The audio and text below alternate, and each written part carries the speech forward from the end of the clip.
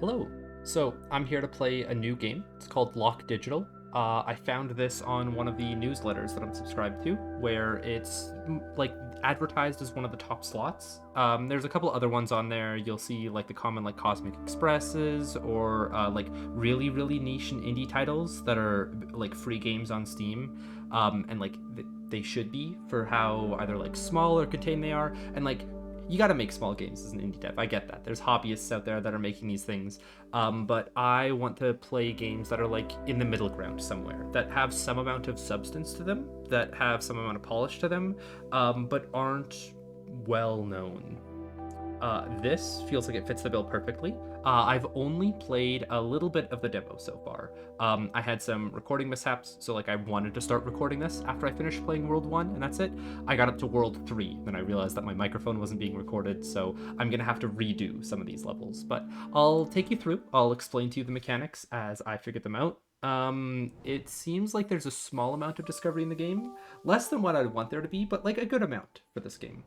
I haven't seen or heard too much about it, or not like, okay. So I've only seen it in the advertisements of the newsletter. I have no idea what the game in the future is going to hold. I'll get there when we get there. Let's go over what the game is first off. This guy that you see in front of you, I'm thinking is a LOK. There are other types that we'll meet in the future, but LOK are a fresh new kind of living being that spawned in the middle of a vast, incomprehensible world. Help them understand their surroundings and guide them towards expansion of their civilization. So, we're on a white plateau, and this little LOK will make his tile black. We can see that by whenever we spell out the word LOK here, we get one to paint a new white tile. You must black out all tiles in a level to be able to complete it. The words that you make must be in a straight line, so that's a valid LOK.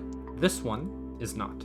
So let's black out those tiles by using LOK.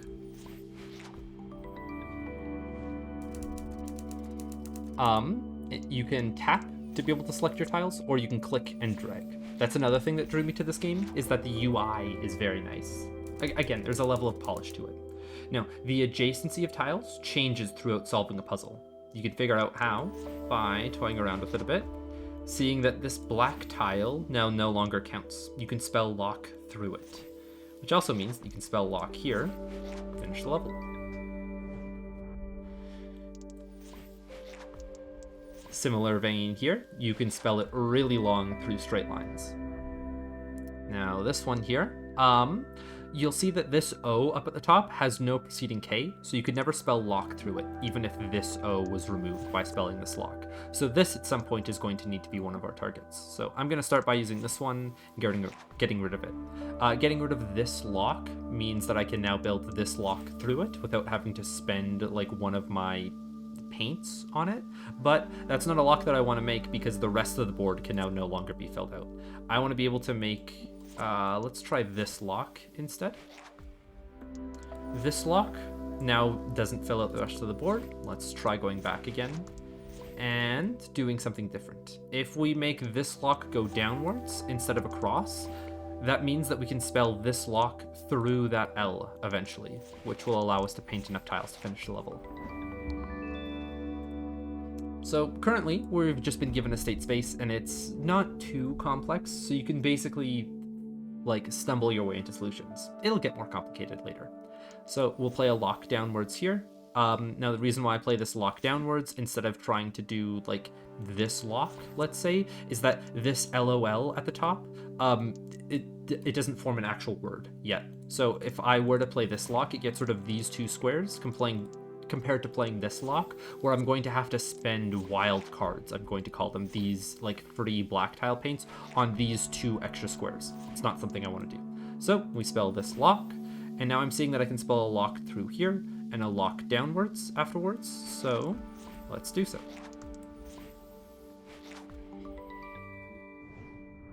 Next one, I'm seeing that I can spell a LOK here and then go long through it here. I'm seeing one more LOK up top, and then I just need to put two wildcards in between this last LOK to finish the level. All right, so these levels here are starred puzzles. They're advanced puzzles, and you can save them for later if you want. So you only need to complete 7 or a subset of all of the levels in an area to progress. They don't want you to get stuck on one level, not be able to solve one thing, and then not be able to continue on. And there is no order that you need to play these levels in. I could go to 12 if I felt like it.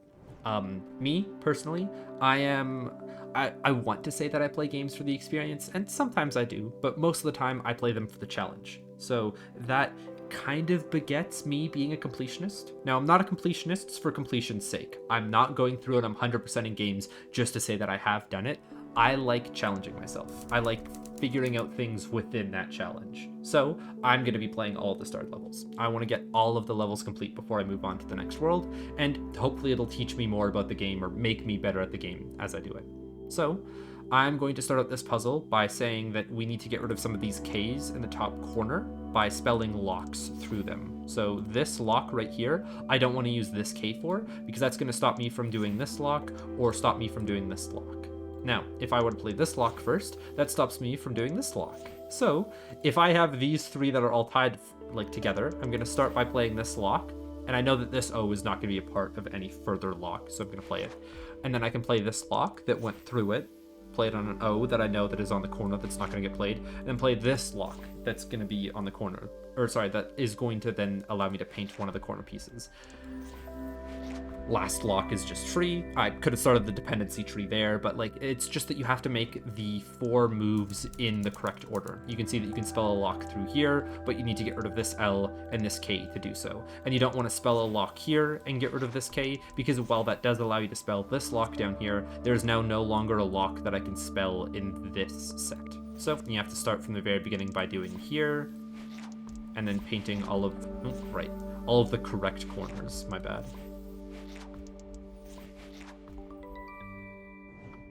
All right, the next level, you can see that a lot of locks ladder their way up here. This one took me about like a minute to 2 to solve at the very beginning. You'll see that we have 4 extra tiles left. Yeah, we have to make 1 more lock somehow. Well, the only other like letters are going to be like these ones that can only be played vertically. So we're going to have to find a way to weasel in a few vertical words somewhere. To do so, you need to spell them in order of L, O, and K, right? So this K is going to have to end on this O and L, and this L up here is going to have to spell an O and a K at some point. Well, at some point, these are the only 2 letters that match up to it. So if this K isn't necessary and this L isn't necessary for these 2 vertical guys, I can spell out this lock here. For the same reasons, I don't need to use this K or this L, so I can spell out this lock, fill out this one, and now we can go vertical with it. Grab this guy and this guy. And now we do the last lock along the bottom to finish off what I call the ladder at the beginning. Now this one just introduces you to a very big state space. There's a lot of different ways you can take this puzzle, a lot of different like avenues to go down. You can brute force this puzzle by just trying a bunch of things until something works, but I don't like playing games like that. Well, sometimes I do because it's like the most efficient path through, but I would like to do a little bit of precognition in the game, but not so much that I'm only thinking about the level before I make any placements. Sometimes I'm going to feel out levels to make them quicker, but this level feels, again, like it's too large of a state space for me to feel out. So I'm seeing a look right here, which means I need to get rid of one of these O's eventually. I'm seeing a lock right here, and if I complete these 2 locks, that will allow this L, O, and K to make another lock in the future. So I'm going to just play this guy at the beginning. I might not keep this painted O here, but I'm just going to do this to like map out, like basically mark the board with the plays that I want to make. After I spell this lock, I don't know where this paint is going, so I basically have 2 free paints at this point. This lock right here is now going to allow me to play this lock upwards and this lock downwards. Okay, so I had a lot of paints that I used in just random spots. Where would I use them better? Okay, well, I need to get 1 more lock filled in there somehow. When I was at the very end, I think I had like a couple L's and K's at the edge of the board. I feel like I didn't use this L properly though. I used it to go upwards right here, but I could have just as easily used this L to go upwards instead. So then this L could instead be used to make a lock across the board here. Now it has to do that after these locks are spelled out. So I would start by spelling out this lock, because I know that it doesn't interact with anything. I would then be able to spell out this lock after this guy, I guess. So let's spell him out. Now I can spell this lock, which gets rid of the O that I had to at the very beginning last time. I spelled out this lock and painted this O. Now I'm no longer painting that O. Let me just put the board back into the state that it was. I'm no longer painting this O, I'm like spelling it instead, which gives me a little bit more leeway, I guess you could say. This K that I painted, bad move. I'm just going to be painting in the corner. You'll see why in a bit. This lock right here uses up this K, and this lock uses up the K that we are going to paint. There's the board complete. So, when I was playing the demo of this game to know if it was going to be a game that I wanted to play for the channel, which like, oh, I only want to play through like one world so that like I'm experiencing the game for the first time along with the viewers. I'm like going through and solving a puzzle compared to just showing you the solution to a puzzle. This is what piqued my interest in the game. If any of you real ones out there know like a good snowman is hard to build, or what is it? What's the monster log game that I can't remember. If you know the title of the game, please put it down in the comments, because I think it's from the same creator. It's like the same like black blob like stick figure that like is just walking around in a grid world.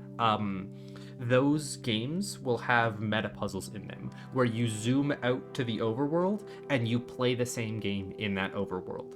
I'm really hoping that this isn't just like a neat little tidbit at the end that's like either an homage to meta puzzle games, or it's just like, oh, now you get to black out the whole board, look at that. What I want it to do is introduce like hard meta puzzles.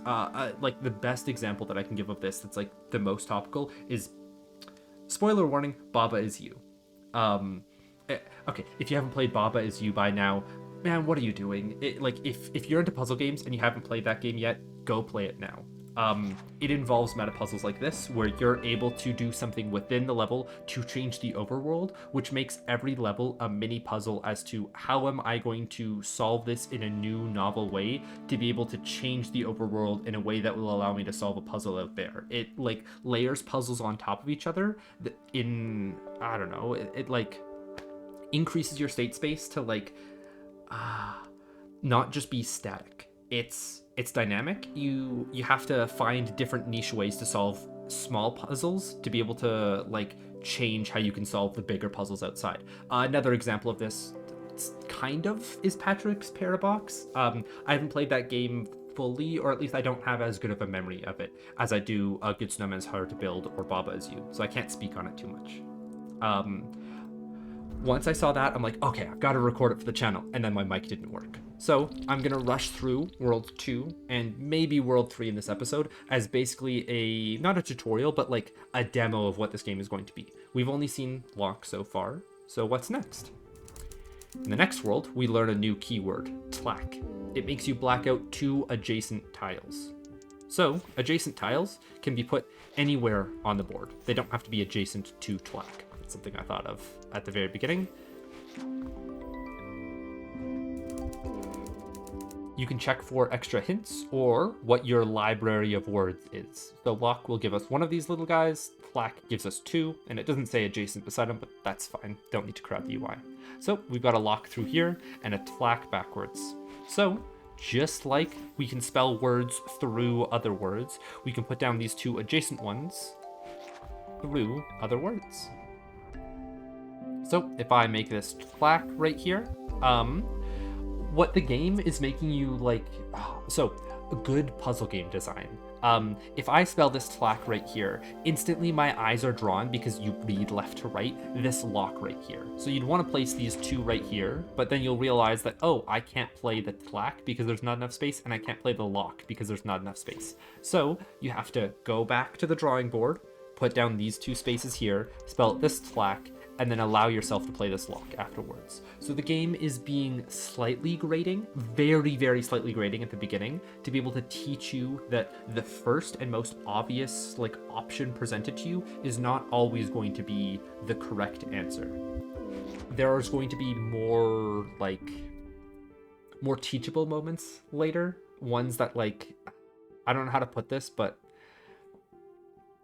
This level is a good example of it. Again, TLAK right here. Oh, there's just 2 extra spaces on the outside that I can put these 2 things in, and then that allows me to play with all the inside space as much as I want to. But this isn't the play that you're supposed to make. You still need to fill out another 6 spots, or sorry, 8 spots. So LOK +1, LOK +1 for 4 and 4 for 8 total. So I need to find a way to create 2 LOKs in here. I can see a LOK being spelled down here. I need to hit this K, and a LOK spelled up here. I need to hit I need to like hit this K with one of my wildcards. I need to hit this L with one of my wildcards. Now I can spell the 2 LOK and fill out the spaces off to the side that would have been like perfect to fill in with a TLAK because it's like 2 and 1 with singular spaces instead. But that's the proper solution. Again, we're going to play a LOK up top here, but if we do that, oh, I can just instantly make this TLAK if I play the thing underneath it. Again, you're reading the level like top to bottom, and the game doesn't want you to do that, and it nudges you towards this not being the correct solution by saying, oh, you cannot progress in the level anymore. If you try filling out the next TLAK down here, you get rid of the O that you need to spell out LOK with. If you want to fill out the LOK with, like, if you want to fill out LOK as your next word, you don't have enough space. So the proper solution is to go back to like where the branching path starts and figure out that playing this TLAK first is actually proper, because then you can play one of these TLAKs up top and one of these TLAKs down below. Then this TLAK can fill out the rest of the spaces needed to make this LOK. If you make a puzzle game where the most obvious answer is the correct answer, your players aren't going to really conceptualize why they're doing what they're doing is proper. They're just going to brute force themselves into solutions. This game doesn't do that. It's a good puzzle game. I'm happy to find another good puzzle game. So now you're seeing, oh, TLAK is so nice because it allows me to fill out more spots. Let me just make a TLAK here. Let me make a TLAK here. And oh no, I've actually filled out too many spots. I can't make any more words. Oh, I've only got 4 spaces left. Oh, so I need to make 2 TLAKs and a LOK instead. So let's make the LOK first because we know that we have to. Where's it going to go? Well, there's 1 space down here, and that would seem like, oh, I want to fill out like the space that looks off to the side that's like shunted away from everything else. But if I do so, and I start making the 2 TLAKs, you'll notice that, oh, now I've got 2 of these things that are disjointed. So the solution to this level then becomes, where do I put this square gained from the LOK? Well, I've got 2 spaces in this column, and I've got 3 spaces in this column. So I want to return this back to being an even number, so that when I make this TLAK and this TLAK, I can fill out both of them nice and clean.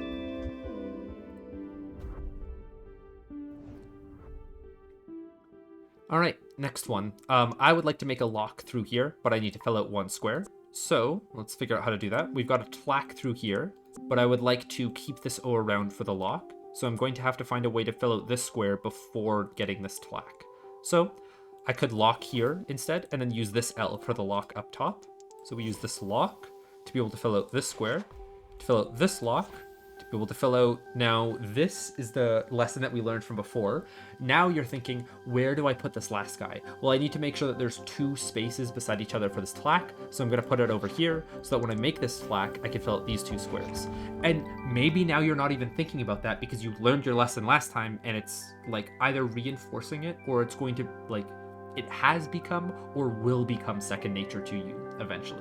Good puzzle design gets you not, it doesn't have to be a eureka moment, but it leads you towards the solution that it wants you to. It's like when you're writing a test, if you don't, like if you're not well studied in that subject, when you see a question at the beginning of the test that you can then rephrase later to solve like the same question later and get like 2 marks for 1, that feels good. It feels like you're cheating the system.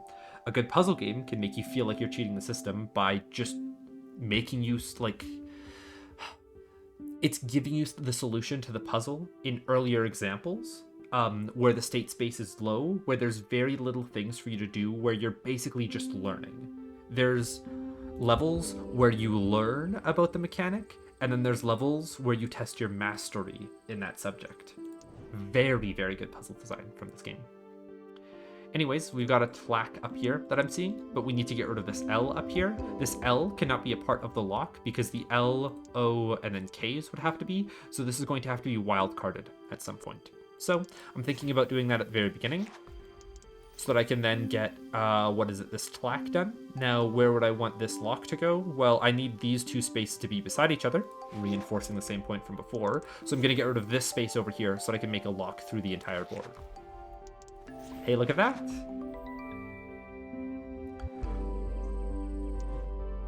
So, harder levels.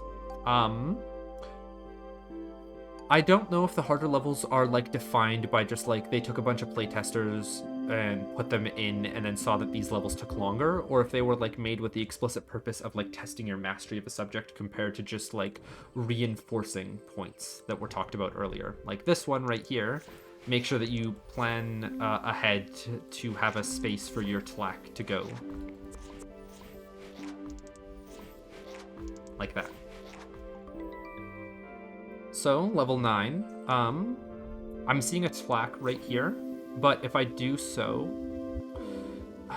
let's start with playing the TLAK and see how that like leads us through the puzzle. So if I play this TLAK and I fill out this 2 at the top, and fill out a lock here and a lock here, you'll see that I only have 2 squares left.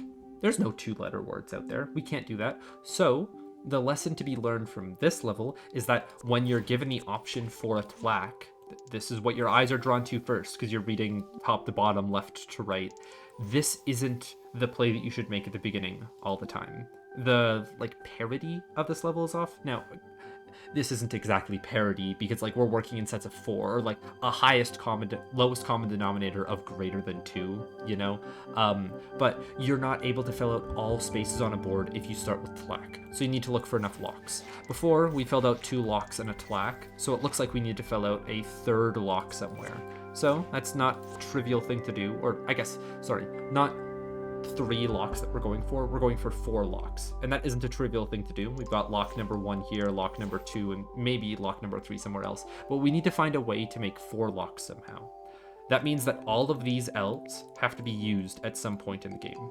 This lock is the only way that we can make a lock down here, but we could make a lock up top instead. We would just need to get the A and the O out first. Now, the reason why I say that we want to make this lock instead of the one down and off to the right, the only way to use this L in a lock is to go down like this instead. Now, to do this without having to spend one of our paints on this K, I'm going to spell out this lock first. If I paint here, that will allow me to spell out this lock, and we've got this lock already primed. So let me do both of those moves, lock number 1 and lock number 2. And just like that, we also have set up a lock across the board here. Not very hard to see that like there's the spaces that I should be painting are the ones on the inside of the map first. Like I was rushing a little bit here. This lock, the reason why I paint this square is so that I can play this lock. The reason why I don't play a T on the outside of the map is that I already know that I need to get rid of some of the squares in the middle to be able to connect this lock all the way to the end. I just didn't describe that to you in like full. Anyways, that's the level. All right, a lot more to go over here. I'm seeing a lock here. I'm seeing a lock through this way. I'm seeing a lot of TLAKs spread really far out. So I think what I should do is start with this lock and this TLAK.